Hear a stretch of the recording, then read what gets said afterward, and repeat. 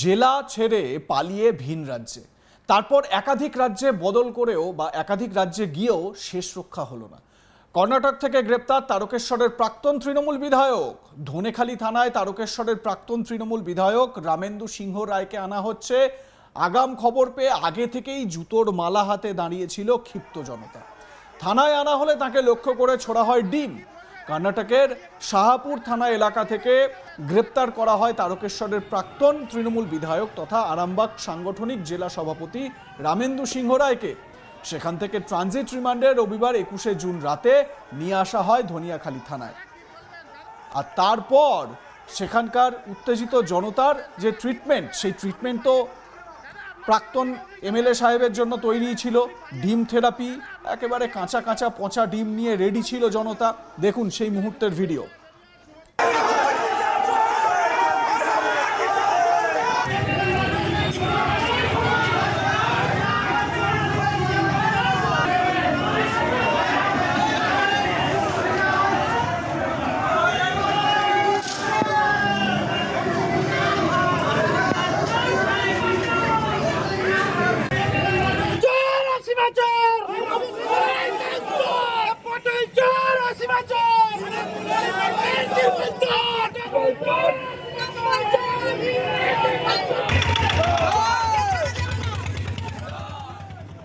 তো দেখলেন তো, ডিমের থেরাপি বা ডিম থেরাপি তো হলোই, তার সঙ্গে জুতোর মালাও রেডি ছিল মহিলাদের হাতে।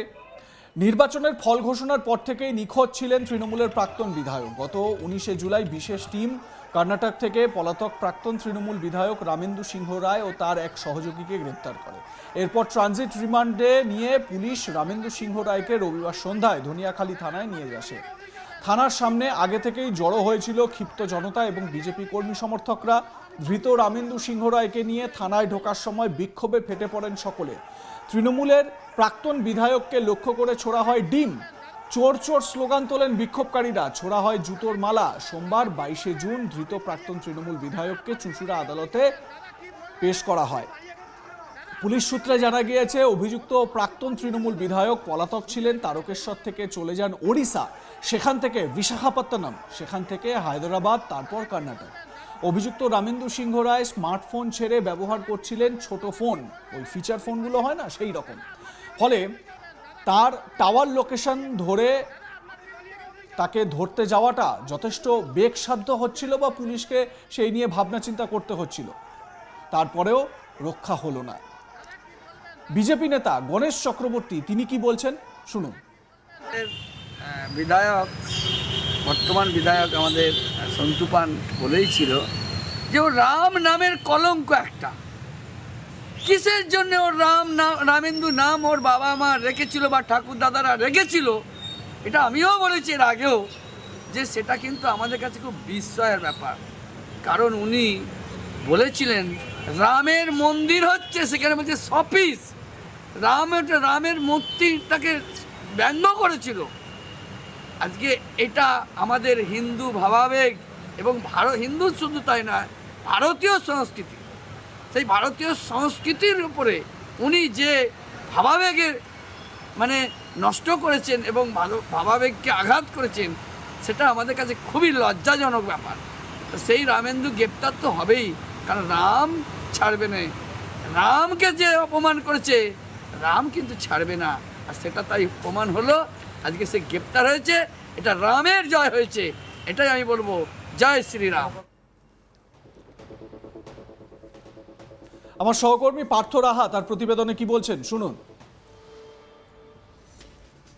ভিন রাজ্যে পালিয়েও রেহাই পেলেন না প্রাক্তন তৃণমূল বিধায়ক, তারকেশ্বরের তৃণমূল বিধায়ক রামেন্দু সিংহ রায়। তিনি কিন্তু যে নির্বাচনের ফলাফল বেরিয়েছে, গত বিধানসভা নির্বাচন, তার ফলাফলের পর থেকেই কিন্তু এলাকা ছাড়া, এবং তিনি কিন্তু প্রথমে তার যে জেলা হুগলি জেলা ছেড়ে বেরিয়ে চলে গেছিলেন উড়িষ্যায়, এবং উড়িষ্যা থেকে কর্ণাটক চলে গিয়েছিলেন এই প্রাক্তন বিধায়ক। হুগলির যে রামেন্দু সিংহ রায়, হুগলির যিনি তারকেশ্বর বিধানসভা রয়েছে সেই তারকেশ্বর বিধানসভার প্রাক্তন বিধায়ক, এবং আরামবাগ যে সাংগঠনিক জেলা সেই সাংগঠনিক জেলার কিন্তু তৃণমূলের সভাপতি ছিলেন এই রামেন্দু সিংহ রায়।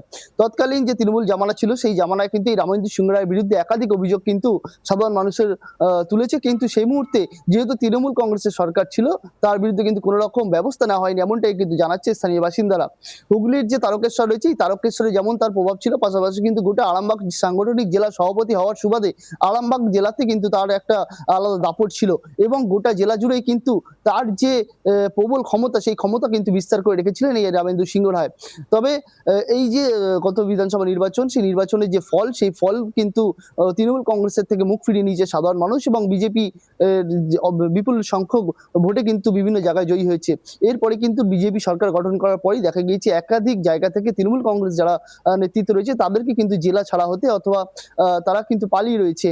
আমরা এর আগে দেখেছি যে আরামবাগ পুরসভা যিনি প্রাক্তন চেয়ারম্যান ছিলেন স্বপন নন্দী, তিনিও কিন্তু পালিয়ে গিয়েছিলেন নিজের জেলা ছেড়ে।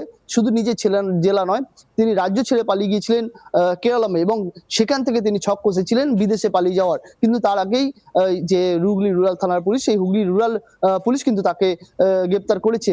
এক্ষেত্রেও দেখা গেল যে আরামবাগের সাংগঠনিক জেলার যিনি প্রাক্তন সভাপতি ছিলেন রামেন্দু সিংহ রায়, এবং তারকেশ্বরের যিনি প্রাক্তন বিধায়ক তাকেও কিন্তু দেখা গেল যে এলাকা ছেড়ে পালিয়ে যেতে, এবং তিনি যেটা সূত্র মারফত আমরা জানতে পারছি প্রথমে গিয়ে উড়িষ্যায় গিয়ে গা ঢাকা দিয়েছিলেন, এবং উড়িষ্যা থেকে পালিয়ে চলে যান কর্ণাটকে, এবং সেখান থেকেও কিন্তু তিনি অন্য কোথাও পালানোর ছক করছিলেন এমনটাই সূত্রের খবর।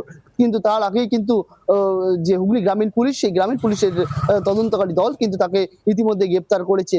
সম্প্রতি রামেন্দু সিংহ রায়ের একটি আমার আরামবাগ যে কোটালপুর আছে সেই কোটালের কিন্তু ওখানে কিন্তু একটি বিএড কলেজ রয়েছে এই রামেন্দু সিংহ রায়ের। এই রামেন্দু সিংহ রায়ের সেই কলেজ, যেটি রামেন্দু সিংহ রায়ের পাশে একটি ক্লাব রয়েছে, সেখান থেকে নাকি তিনি রাজনৈতিক যে তার কার্যালয় সেই কার্যালয় চালাতেন, এমনটাই কিন্তু খবর ছিল স্থানীয় সূত্রে।